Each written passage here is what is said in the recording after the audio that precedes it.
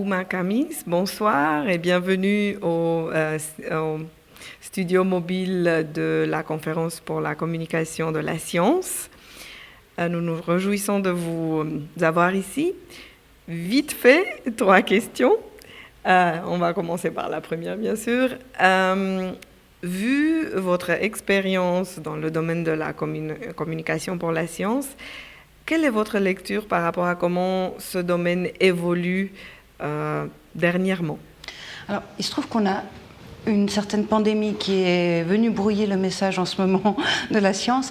Et c'est très étonnant, c'est très intéressant aussi ce qui s'est passé, c'est que tout à coup, le monde entier a été confronté à des vagues d'émotions qui étaient très différentes. La peur, la surprise, on ne s'attendait pas à ce qui allait se passer. Et c'est intéressant parce que ça a complètement changé la communication scientifique qu'on avait, celle d'avant Corona, qui était on se base sur les faits, on transmet les savoirs. Là, voilà, il faut prendre compte de cette émotion, il faut en faire quelque chose, il faut l'accepter aussi parce qu'elle est humaine, c'est ce qui nous rend profondément humains. Et puis, il faut se rendre compte par moments peut-être que des faits rationnels vont pas pouvoir répondre à des émotions qui parfois sont irrationnelles. Et c'est très très important, plus que jamais aujourd'hui, d'expliquer pas seulement ce qu'est un fait scientifique, mais comment on acquiert ce savoir scientifique. Et c'est ça qui va permettre aussi de permettre à la population de comprendre comment fonctionne la science. Une des choses aussi qu'on a remarqué, et ça c'est très important, c'est que une partie de la population s'est rendue compte que les scientifiques ne savaient pas tout. On a cette image du scientifique qui sait tout, qui est dans son bureau, du professeur. Et là, avec une épidémie, on se rend compte que, en fait, il y a des zones d'incertitude. Ça, c'est aussi quelque chose de nouveau dans la communication scientifique. Je pense que c'est important de la montrer, de ne pas en avoir honte, de l'assumer pleinement dans la communication scientifique, qu'elle soit dans le cadre d'une communication qui émane d'une université ou d'une académie, ou dans notre métier de journaliste scientifique. Donc, vous êtes au cœur de la question aussi en tant que vice-président de l'Association des journalistes scientifiques en Suisse.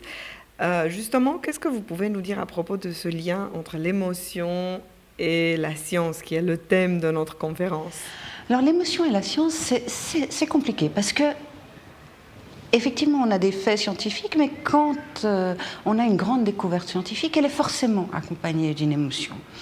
Et c'est très bien, parce que ce sont justement ces émotions qui font que tout à coup, on va essayer d'aller marcher sur la Lune ou guérir une maladie qui touche la population. Donc cette émotion, elle est très importante. Maintenant, en tant que journaliste scientifique, en tant que personne de communication, il faut faire très attention avec ces émotions. Il faut faire la part des choses entre les émotions qu'on veut réveiller ou les sentiments qu'on veut provoquer et le pouvoir émotionnel qu'on donne à un fait scientifique. Et là, c'est un exercice d'équilibriste. Il faut faire preuve d'une certaine honnêteté intellectuelle aussi pour pas rendre des résultats plus beaux ou plus quoi que ce soit qu'ils ne sont, et faire vraiment la part des choses entre des faits scientifiques et les émotions qu'elles provoquent. Par-delà la situation actuelle, par-delà, disons, qui peut arriver momentanément, quel serait un message que vous avez par rapport à la communication de la science? Mais pour moi, la science est belle. De toute façon, les découvertes, les avancées scientifiques, dans tous les domaines, il y a une beauté inhérente à ça. Et je pense que cette envie de partager, cette envie de diffuser, elle doit être maintenue. Elle doit surtout pas être teintée de peur, de jugement ou censurée parce qu'on vit une période qui est particulièrement difficile. Je pense qu'il faut continuer à aimer la science, et quand on aime la science, probablement on la communique avec beaucoup plus d'enthousiasme et beaucoup plus d'ouverture que si on en a un peu peur. Uma Kamis, merci beaucoup d'être là et bonne chance pour le débat qui va s'en suivre. Merci.